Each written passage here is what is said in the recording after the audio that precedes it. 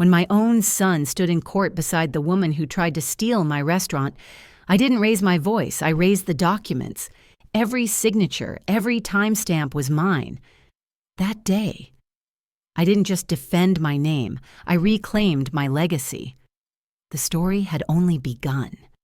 The evening heat in Charleston felt like a wet cloth pressed against my neck as I walked down King Street toward Mercer Prime. The low hum of a trumpet leaked through the doors before I even touched the brass handle. Inside, the air smelled of lemon oil, steak fat, and ambition. The place was alive with money and manners. I straightened my cream dress, the one Harlan always liked, and whispered to myself, "Show up with grace, Levon. No drama tonight." My Medicare card was tucked neatly behind my license. My keys clipped to a carabiner, like always, small habits that kept my world in order. The hostess greeted me with a polite, "Good evening, ma'am." Though her eyes darted to the back where Zephyra and Colby sat, I spotted them easily. My son scrolling through his phone like the world outside that screen didn't exist, and Zephyra posing just so, her chin tilted toward the light. A perfect frame for her followers. I'd promised Harlan I'd keep my cool. So I took a breath, pressed a smile, and walked in, slow and steady. "Evening, baby," I said softly to Colby. He gave a nod, distracted, while Zafira's voice came sharp and honeyed. You made it. We're a little packed tonight, tight seating."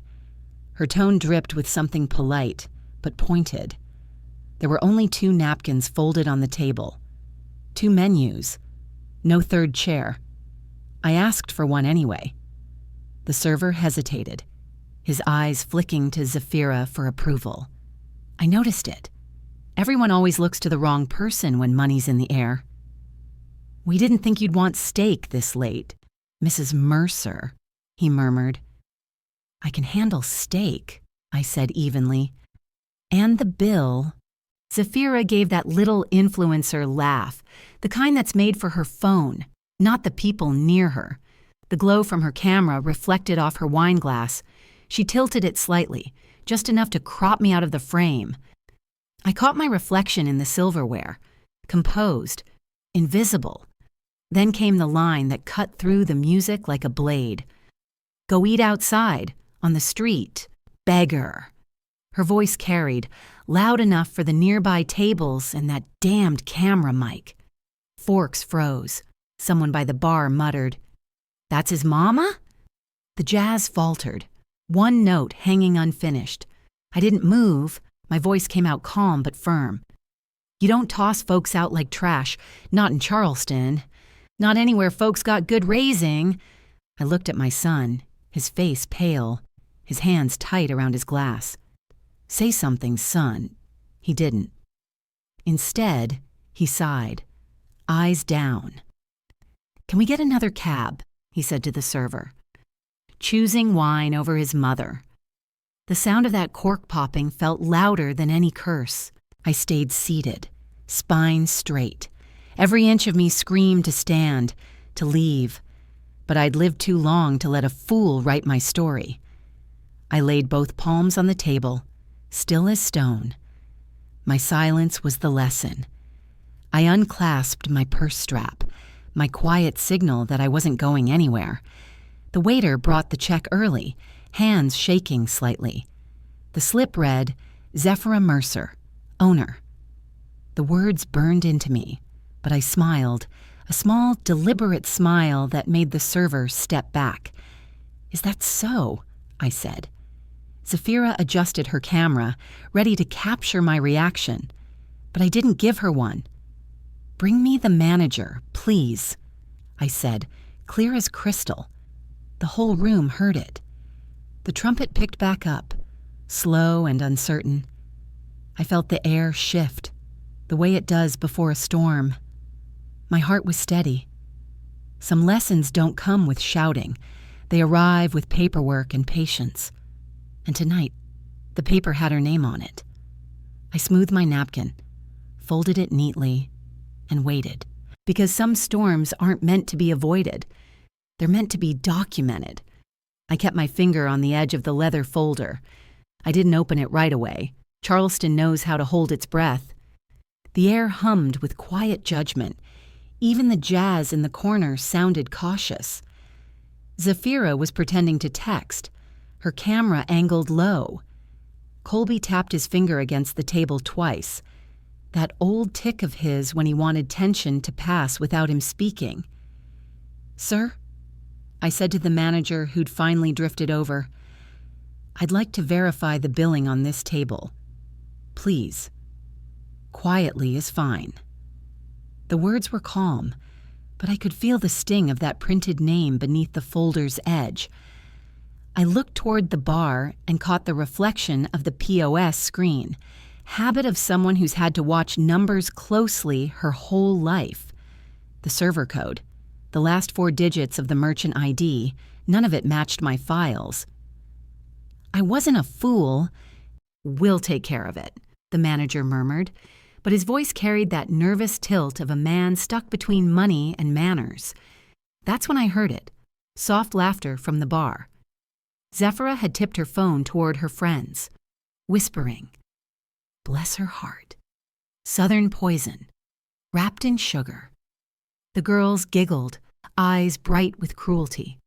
One mouthed, "That's his mama?" I felt my face warm, but my hands stayed steady.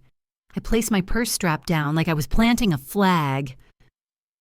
"Young ladies," I said evenly, "enjoy your evening." Zafira leaned in with that influencer sweetness. "We're just documenting." "I bet you are," I replied, voice smooth as glass. The manager shifted uncomfortably. "Ma'am, let me see what I can do." I thought, some folks count on you to storm out so they can call it drama. So I didn't. I simply raised my hand for service, the same way I had all my working life. When I finally opened the folder, I wasn't surprised, just cold. Zafira Mercer, owner. My name erased in ink. I looked at the manager. "That's an error. Pull your merchant profile, please." He blinked. "Owner ID must match the city license," I added, my tone even, not asking. He stalled, eyes darting toward her, and I knew right then who signed his checks. I wrote the ticket number on my napkin. "Paper outruns gossip," I whispered. "Paper remembers." I stepped with him toward the host stand, staying in sight of my table. "Print the ownership profile," I said. The screen flickered. No owner field matched Zafira's name. Her comp privileges were marketing partner. "It's how she prefers to appear," he muttered. "Preferences aren't licenses," I said. His face reddened. "I can call the GM." "Good," I told him. "Bring the city license too. You'll want that." Behind me, Zafira turned her camera on, murmuring, "When people can't afford it, they perform authority." She framed my back, waiting for the angle that would make her look powerful. I turned just enough for her lens to catch my face, calm, collected. "Would you like the clerk's number?" I said to the manager. "Or shall I place the call?" He swallowed hard. "Please, ma'am, have a seat." The young waiter passed by, whispering, "I'm sorry." "Do your job, baby," I told him gently. Across the room, an older couple nodded toward me, silent witnesses, steady eyes. Even the music seemed to bend toward quiet respect. I took my seat again, the folder open like a lesson. "Adults like receipts," I murmured, snapping a photo with a timestamp. The manager returned, pale, 2 slips in hand. "The nightly header," he said softly, "and house account rolls. No Zafira anywhere." "You've got a name problem on paper," I said, "and a behavior problem on video." He nodded slowly. I asked that he log disputed owner name into the record. "Yes, ma'am." I slipped the napkin with my notes into my purse and stood up. The entire room followed the movement. "Next," I said clearly, I'll want your GM. The manager's radio crackled behind him. He says, he knows you, Ms. Mercer. I smiled, small and deliberate. Good, I said. Then he knows how I handle my business. Rudel came out from the back with a black binder tucked under his arm and that look only seasoned managers wear, the one that says he knows where all the bodies are buried, at least on paper. Evening, Ms. Mercer, he said first. Voice even, not performative. I nodded. Evening, Mr. Rudel. Bring your paperwork. The staff's eyes bounced between us, a quiet chain of command settling back where it belonged. Zafira adjusted her phone, trying to keep her camera discreet, but her reflection flashed across the wine bucket. Colby sat stiff, polishing his fork like it was a mirror to crawl inside. We'll keep it polite and public, I said. Rudel set the binder down between us along with a roll of printed receipts and a manila envelope. We're all adults here, I reminded him. Let the paper talk so nobody has to raise a voice. He opened the binder to a laminated page and glanced at the staff. Miss Mercer signed the vendor approvals for this floor plan, he announced. The servers straightened. The hostess stopped glancing toward Zafira for cues. Zafira tried to interject. We're fine, really. I lifted a hand, and Rudel kept talking. He slid out the city license copy. My legal entity filled the owner line, crisp and black. Read it, I said. Read the owner section. Reading confirmed, he replied, his tone firm but respectful. It wasn't about volume, it was about order. Manners first, facts second. That's how adults stay out of handcuffs and scandals. I leaned forward slightly. Let's see the house account audit. Rudel printed a line of data that sounded like money whispering. Dates, logins, authorizations. Marketing partner, Zafira Vale. The slips read, over and over. Desserts, cocktails, one night's 186er steak tasting. Run the void overlay. I added. He clicked keys, and the printer hummed again. Image content. The note said for 3 voided checks. I underlined the dates. If the bill's the story, the log's the footnotes, I said, sliding it toward Colby. You see that? That's your signature night. His lips parted. No sound came out. Now, I said softly, her contract. Rudel turned a few pages, pulling out a thin packet. I scanned it. Clause 3, no ownership representation permitted. I looked up. You posted owner dinner 3 times. Zafira. That's not branding. That's false representation. She crossed her arms. People know what I mean. Words matter when money does, I said. Rudel cleared his throat. Pending review, all comp privileges are suspended. Colby's head lifted slightly. But the sentence died in his throat like smoke. I gave him one last grace. You can speak now, baby. With your inside voice and your outside spine. He stared toward the bar, said quietly, let the GM handle it. That was when something in me cooled completely. I'd stop asking my child to show the backbone his father died modeling. When a grown man won't stand, mira, the paperwork has to... I said more to myself than the room. I asked Rudel to log public mislabel, partner misuse per clause, 6B. He nodded. Writing it in. The older couple at the window exchanged a glance. Quiet support in the way of church folks who've seen pride ruin families. Rudel reached for the manila envelope and opened it. Someone left this in the office, he said, sliding out printed screenshots, draft captions scheduled for Zafira's posts. Each read like a small betrayal. When you have to comp your husband's mom, one said. Another labeled me the investor aunt. I didn't look at her. I looked at my son. Investor aunt? Was all I said. Rudell's radio crackled. A voice from the front desk. City licensing on line 1 asking for Ms. Mercer.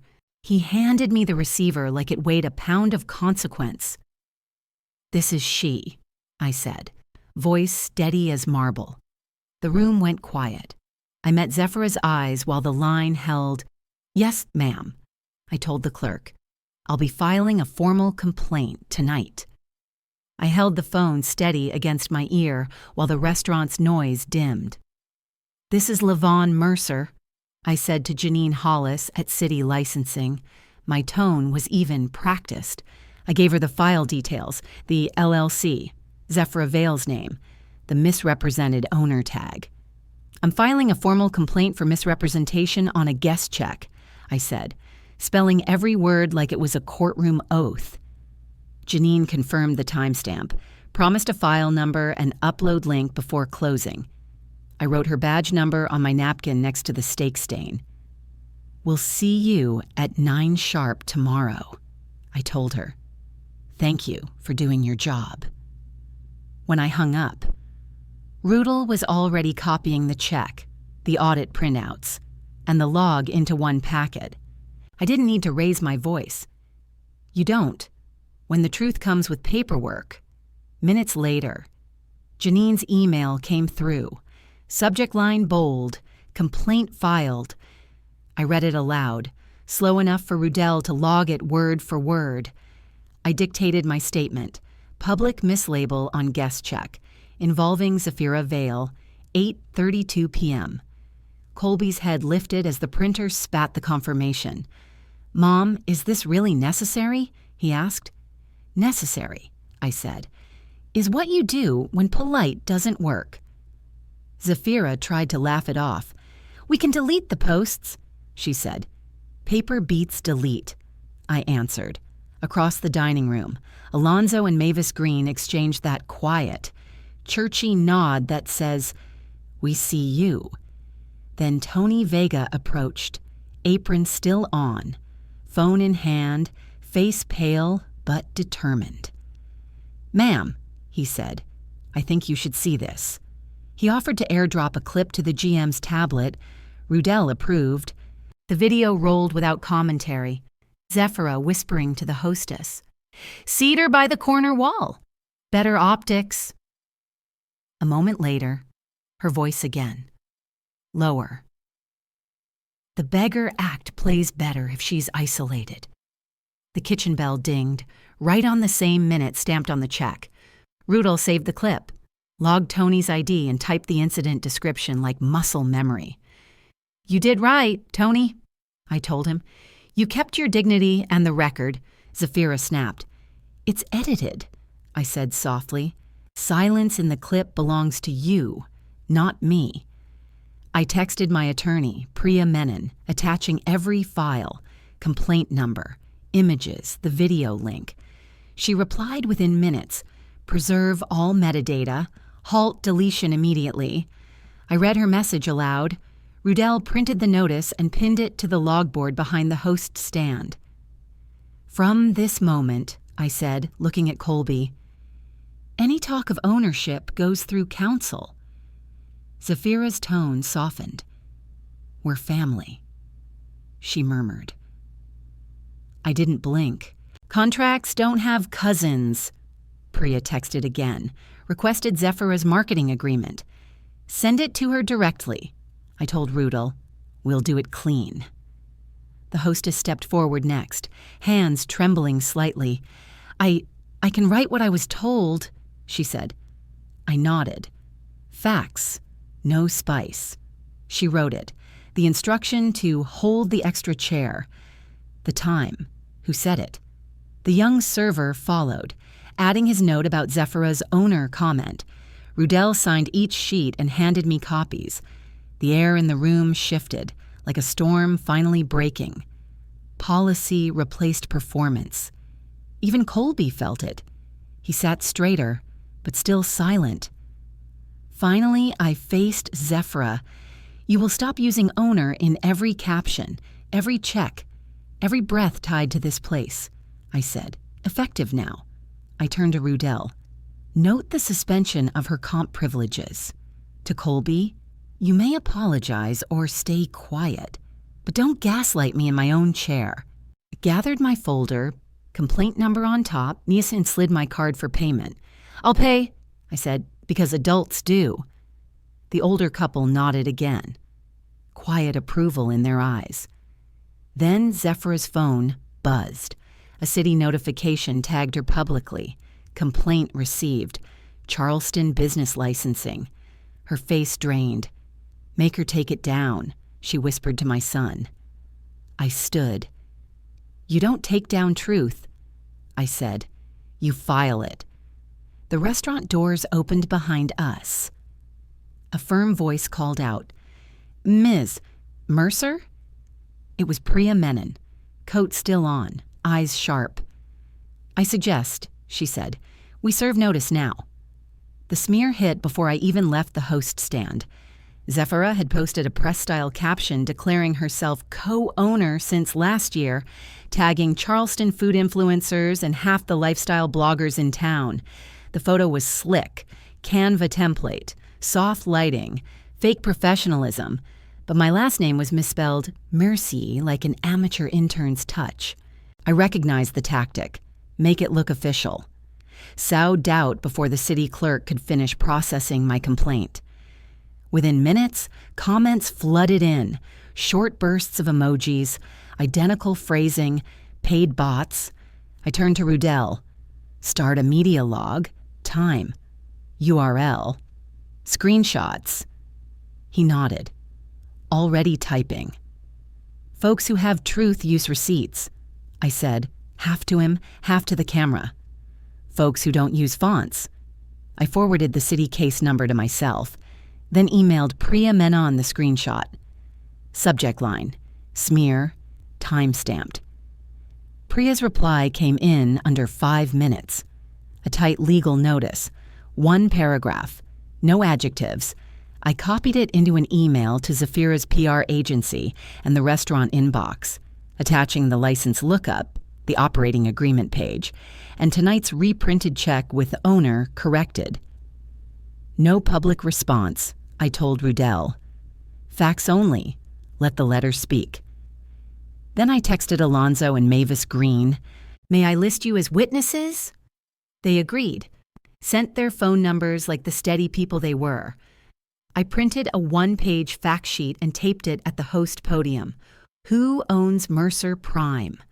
A QR code linked to the city's record. I didn't need a speech. I just needed documentation. "Talk to the document," I said softly. At 10:03, the night auditor waved me over. "Ms. Mercer, we've got 2 new comps entered under owner comp, time-stamped after closing." "Zephyrah again," I told him. "Void and archive." Then came the alert from the payment processor. Colby had filed a dispute. Service not provided. I felt something in me go still. "Compile the logs and video," I said. "We'll send a full evidence pack." I called the processor myself. Had them flag the account against repeat chargebacks. "Locker house account," I added. Rudell updated permissions. No comps over $25 without a manager PIN. I emailed Janine Hollis asking if financial misrepresentation could fold into the existing complaint. "Yes," she wrote back. "Send the ledger." I smiled. Paper tells stories, too. Then came the hit against Tony. A fake HR email accusing him of hostile behavior toward a VIP guest. The sender domain was a week old, masked through a public proxy. I called him into the office. "You didn't do wrong, son," I said. "We'll show that in black and white." We attached his performance reviews and guest compliments, logged a non-retaliation memo, and pinned it on the staff board. I recorded a short message for the team. "You serve people, not egos. We've got your back. That's what leadership is, protecting those who protect your name." By morning, I was at Mercer Prime before sunrise. Coffee in one hand, clipboard in the other. Door fobs, pause logins, cloud access. I said, Change them all. We reviewed every contract, highlighting breach clauses, misrepresentation, harmed reputation, unauthorized claims. A third-party inventory count was booked for noon. I reclassified Table 12, the one where I'd been humiliated, as the Mercer seat. A brass nameplate would mark it by week's end. No drama, I told Rudell. Just order. At 9 a.m., a courier in a blue jacket arrived. Envelope for Ms. Durant, Mercer. Inside, a notice of intent to sue, signed by Zafira's PR firm. I skimmed it once and handed it to Priya over speakerphone. Good, she said, her tone cool as marble. They've put their claims in writing. I looked into the security camera lens, voice steady. When folks hand you a script, I said, you mark it with red ink. The restaurant lights flickered on. Priya's voice carried through the phone. Levon, we serve our notice back today. City Hall carried that cold, bureaucratic air of polished brass and old coffee, familiar to anyone who's ever waited for fairness. Priya Menon walked beside me, heels quiet, folders aligned like soldiers. She'd highlighted every clause, tabbed every proof. I clutched my own binder, ownership documents, licenses, POS logs, staff affidavits, like armor. Rudell Page followed with a presentation board. The timeline of last night's humiliation turned into evidence. Janine Hollis from City Licensing waved us in. You're first up, she said. Public confusion, viral exposure. The chair wants this resolved before noon. I scanned the chamber. Zephira Crane sat in an all-white suit, staged innocence. Her phone screen reflected in her earrings. Colby, beside her, leaned toward a PR handler whispering lines. Behind them, 2 local food bloggers adjusted tripods, pretending to be journalists. I told Priya softly, they came for a show. Let's give them a syllabus. Alonzo and Mavis Green sat behind us, their paper receipt folded in plastic, ready to testify. That's Charleston for you. Old folks know paperwork outlasts gossip. When our case was called, the gavel struck like thunder. The chair, a woman with half glasses and a church choir calm, spoke first. We're here on record confusion of ownership involving Mercer Prime. Zafira perked up, smiling for imaginary cameras. The board is considering a temporary suspension pending review. The chair continued. I felt a tremor in my spine, but not fear, focus. Priya rose, voice steady. We request to enter evidence. I handed over the operating agreement, the state license lookup, inspection sign-offs, and the staff statements. Priya cued Rudell's audio file, the clip where Zafira declared herself owner to skip a line. Tony Rosario's quiet. Factual voice followed, explaining he'd simply enforced policy. No dramatics, no adjectives. The chair nodded. That's how credibility sounds, she said. Zephira's PR man shuffled papers. Ms. Crane operates as brand partner, he started. Priya cut in. Brand partner is not ownership. The chair gestured for documentation. Zafira slid a printed addendum, unsigned, claiming visibility as equity. Priya turned to page 2. Clause 2.1. No equity implied, no ownership conveyed. The board counsel murmured. Clear. I added copies of the comp log, the fake chargeback dispute, the city's complaint receipt. Janine Hollis confirmed. Complaint opened last night by Ms. Mercer, verified. The chair leaned back, lips pressed thin. On this record, ownership rests solely with Ms. Levon Mercer. Suspension, withdrawn. You could feel the air change. The bloggers slumped. Colby stared down. Zafira froze in place like bad porcelain. When that gavel hit again, it sounded like justice in wood and metal. By noon, we were back at Mercer Prime. The restaurant smelled of citrus polish and coffee grounds, not tension anymore. Priya set up a quiet press corner, a gray wall, no theatrics, just proof. A courier arrived with our own envelope. Cease and desist, plus demand for retraction, served to Zephyr's PR firm. We added a preservation notice, retained devices, content drafts, influencer payments. Rudell posted our official statement on the door, records speak, we'll keep serving supper and the truth. Tony got applause from the dish pit. You stood tall, I told him. Dignity's part of your uniform. That afternoon, the community night plan took shape, free meals for seniors, sponsored by the Mercer Family Trust. We feed those who built this city, I said. That's ownership, too. Later, I gathered everyone in the dining room. Sunlight poured across the polished tables. I signed the trust transfer papers while Priya narrated successor trustee, staff protection clause, and community grant earmarks. The words felt heavy in my hands. Harlan would have called it love written in ink.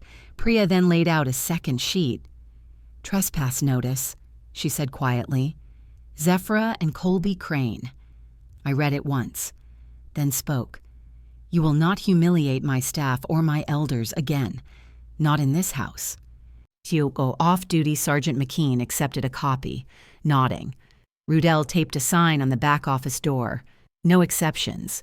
Authority, Levon Mercer, trustee. One of the servers whispered, Amen. I didn't correct her. The printer was still humming when Colby burst in, eyes wide. Phone raised. You can't do this. Wait till you see the video we're posting tonight. I looked toward the brass plate newly mounted on table 12, the Mercer seat. My voice stayed even. Talk to the documents, son. Priya's phone buzzed. Board counsel, she said, answering. Final written order by 5 o'clock. I exhaled through my nose, slow and sure. The room fell quiet. Zephyr's name was still trending online, but this time, not the way she wanted. Priya looked at me, half smiling. If they post edited footage, she said, we'll counter with the full tape and the city order, side by side. Let them, I replied. Truth doesn't need filters. It already shines. By 5 o'clock, the sky over Charleston burned gold, and my printer spat out the city board's official order like a drum roll. Confirmed sole ownership, Levon Mercer. I pinned the page on the lobby's glass board, laminated it for good measure, then scanned it to the website. The ink was still drying when Colby's edited clip went live, me mid-sentence, cut to look bitter. Within 10 minutes, Priya Menon replied from the restaurant's verified account with the full uncut footage, timestamps, and the board's seal, facts, not fury. Janine Hollis followed with an email stamped, compliance packet complete. I tacked her note under a heading that read, Transparency is hospitality. By 6, the dining room hummed again. Regulars leaned toward the posted order as if it were art. A couple whispered, About time someone stood up to those folks. Tony Rosario typed a short memo for the team. Service applies equally to everyone. Family, influencer, or stranger. I told him, that's the new motto. Fair tables. Steady hands. In the back office, Rudell Page lined up affidavit folders like dominoes. Tony, Alondra, Chef McCall, Tasha from Dish, and Reggie from Bar each signed sworn statements. Every page had timestamps, camera angles, and cross-references to the POS logs. Priya organized the packet, labeling it Structure People.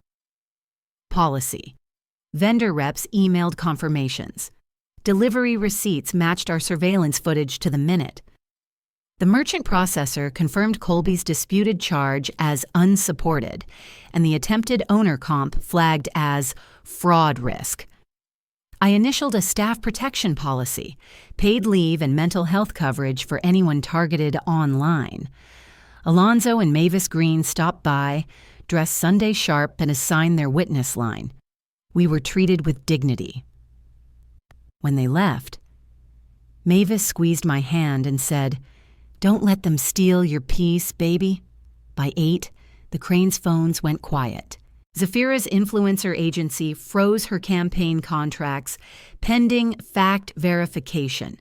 Sponsors withdrew one by one. Priya tracked them on a spreadsheet, red highlights multiplying like blood on linen. An art gallery canceled the tasting event, citing brand safety. The bank flagged Colby's business debit card for policy circumvention. Even their HOA sent a note about unauthorized filming in common areas. I didn't lift a finger. Gravity does its own work. At 9, Zafira's PR firm issued a soggy statement about values. Commenters responded with our documents, our video, and a dozen clapping emojis. Colby sent me a DM that tried to sound tough but trembled between lines. "Take it down. Mom, let's talk." I left him on red. Priya logged the message under pressure artifacts. 2 micro-influencers posted apologies. We replied with grace, just one line. "Thank you for correcting." The next morning's reservation board filled faster than any weekend before. Rudell added a sticky note, "Community Night Waitlist 42. I smiled. "We'll make room." Before dinner service, I called a quick huddle. "We lead with calm," I said. "Protect your guests, protect each other." The off-duty sergeant circled the block. The host stand kept pre-filled trespass forms for the Cranes, just in case. Chef McCall tapped the counter. "Hot food, cold facts." I laughed softly. That's a sermon. A church elder dropped off peach cobbler for the kitchen crew. I served them first. "Feed the hands before the mouth," I told her. After midnight, I sat on my porch, rocking slow. The air smelled of rain and basil. I dialed my pastor, then the community center director. "The Mercer Trust will fund a hospitality program for seniors looking for new starts," I said. "We build from what tried to break us." I recorded a 1-minute message for our socials. "Our doors stay open. Our lines stay fair. Bring receipts, not rumors." At 11:18, Rudell's email pinged. A confidential packet from a former PR intern, fake charity invoices, equity for exposure drafts, Colby's name on a billing slip the same night he claimed to be owner. Priya's text followed fast. Evidence secured. Filing first thing. Restraining order, tortious interference, consumer protection violations. I poured a cup of chamomile, the kind my grandmother swore keeps you standing when fools fall. I thought of Zafira's polished lies turning to dust under fluorescent light. Truth takes its time, but it doesn't forget. I typed a single message to Priya. At 9 a.m., we file, and we read the names. By 8:30 that morning, the courthouse smelled of paper and coffee, 2 things that promise order. Priya Menon walked beside me, her navy blazer crisp enough to cut through the humidity. Rudel carried the evidence binders like sacred text. We filed for a temporary restraining order, tortious interference, and defamation per se. The clerk stamped each exhibit, the uncut footage, the city's ownership order, staff affidavits, processor logs, and that intern's invoice packet that exposed their sham equity pitch. I slipped my father's old pen into my jacket pocket. He always said, "Write clean when the truth's on your side." I texted my staff, "We're in court. Work steady. You're covered." The judge called our case first. Priya presented the timeline. Complaint filed, smear launched, receipts posted. She played 45 seconds of the full video, enough to show Zafira's whisper to the hostess. "Seat her in the corner." And my calm correction, I confirm my role under oath. Owner of record, sole license holder, and yes, I sign every paycheck myself. Priya read each name clearly for the record. Zafira Crane, Colby Crane, their PR firm, 2 influencer handles. The courtroom felt colder with every syllable. The judge leaned back, eyes sharp but not unkind. "Temporary restraining order granted," he said. "All false claims cease immediately. All related financial and digital assets preserved." The gavel's thud wasn't loud, but it echoed in my bones. Back at Mercer Prime, we kept the energy low but solid. Priya uploaded the ruling to our website. No adjectives, just links and timestamps. I read the order to staff. Their applause was quiet, respectful. Janine Hollis sent a congratulatory email. "Excellent documentation. Miss Mercer, the city appreciates your professionalism." We printed it. Pinned it under the heading Integrity Board. Chef McCall announced the day's special, receipt roast. The kitchen laughed, then got back to plating. Regulars arrived with cupcakes and cards. I smiled at one note that read, "You made dignity look easy." By noon, Zafira's attorney sent over an offer, a token payment, mutual NDA, and the phrase misunderstanding between parties. I told Priya, "That's not justice.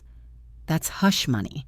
She typed our counteroffer, public apology, restitution to staff, $50,000 to the Mercer Apprenticeship Fund, permanent bans from the premises, and all media platforms. "And," I added, "the apology post stays up for 60 days. Comments open." "Pinned," Priya smiled, tapping her pen. "We'll call it transparency terms." Around 3, Colby swaggered into the lobby. Phone out, camera red light blinking. He stepped over the chain at the host stand. Tony read from the TRO, "Mr. Crane, you are in violation of a court order. Please exit." The off-duty sergeant took one step forward, hand resting on his belt. I met Colby's glare with my father's calm. "You're not special here, son. You're a guest, or you're outside." His shoulders dropped. The door clicked shut behind him, the sound cleaner than any victory song. At 4:52, Priya received the signed settlement. The wire confirmation chimed twice, $50,000 to the trust, full wages to staff, and a donation receipt in our inbox. At 6:15, Zafira and Colby stood at a public plaza, reading their apology into a mounted camera. "We misrepresented ownership. We disrespected staff. We accept the findings and the court's decision." Their voices were flat, scripted, but the words existed, and that was enough.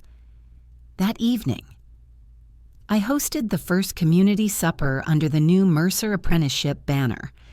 Alonzo and Mavis cut the ribbon at Riverfront Park. My granddaughter sat beside me at the Mercer seat, her small hand resting over mine. "Grandma," she whispered, "does it feel like winning?" I smiled. "No, baby. It feels like balance." When night settled, I taped the settlement summary beside the city order, 2 pages that told an entire war story without blood. The dining room glowed with soft lamplight. The choir elder brought cobbler again, calling it a taste of peace.